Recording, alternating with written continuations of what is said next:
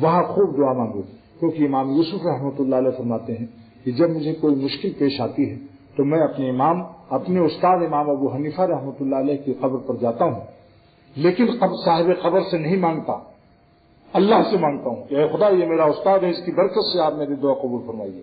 توسل بالصالحین و توسل بالاعمال الصالحہ بالکل جائز ہے، بغیر کسی شک و شبہہ کے۔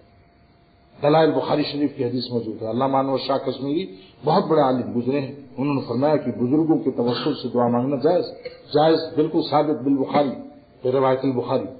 تو میں نے خود سنا ہے مولانا یوسف بن نوری رحمۃ اللہ علیہ سے یہ دلیل، اور جس کا دل چاہے تو میں بخاری شریف میں دکھا بھی دوں گا۔ خیر، تو وہ فرماتے ہیں امام یوسف رحمۃ اللہ علیہ کہ میری کبھی کوئی دعا رد نہیں ہوئی امام ابو حنیفہ کی وجہ سے۔ تو یہ بتاؤ کہ جن کے پر ایمان لانے سے، جن کی غلامی سے امام ابو حنیفہ بنے تھے، حضور صلی اللہ علیہ وسلم کے روضہ مبارک پر کتنی دعا قبول ہوگی۔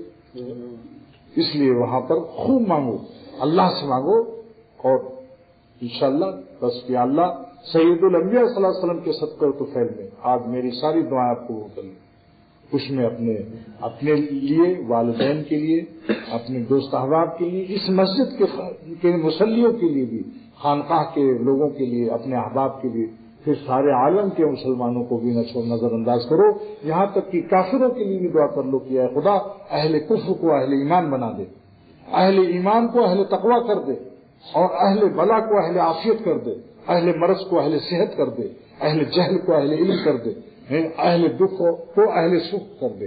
یہ ہندی میں دعا دیکھو، اہل دکھ کو اہل سکھ بنا دے، سمجھ گیا، اور اہل مرض کو اہل صحت کر دے۔ آخر میں یہ بھی کرو کہ چیونٹیوں پر بھی رحم کر دے بلوں میں، اور مچھلیوں پر رحم کر دے دریاؤں میں اور سمندروں میں۔ سارا عالم آ گیا، سارے عالم پر رحمت مانگنا، اور یہ دعا اگر کوئی مانگ لے تو اللہ تعالیٰ اس کو ابدال کا درجہ دیتے ہیں۔ وہ کیا دعا ہے؟ اور دعا بھی اس کی سب قبول ہو جاتی ہے اس کی برکت سے، جو میں ابھی سناؤں گا آپ کو۔ وہ کیا ہے؟ اللہم اغفر لی واغفر لامت محمد صلی اللہ علیہ وسلم، اللہ مجھے بخش دے، میرے نبی کی امت کو بخش دے۔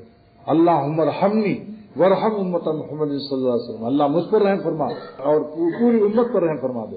اللہم اغفر لی واغفر لامت محمد صلی اللہ علیہ وسلم وارحمنی وارحم امت محمد صلی اللہ علیہ وسلم واہد امت محمد صلی اللہ علیہ وسلم وعافنی وعاف امت محمد صلی اللہ علیہ وسلم۔ تمام امت کے مانگو تو اس پر علماء نے لکھا ہے کہ اس کا درجہ ابدال کا کر دیا جائے گا، اور اس کی ساری دعا قبول ہو جائے گی۔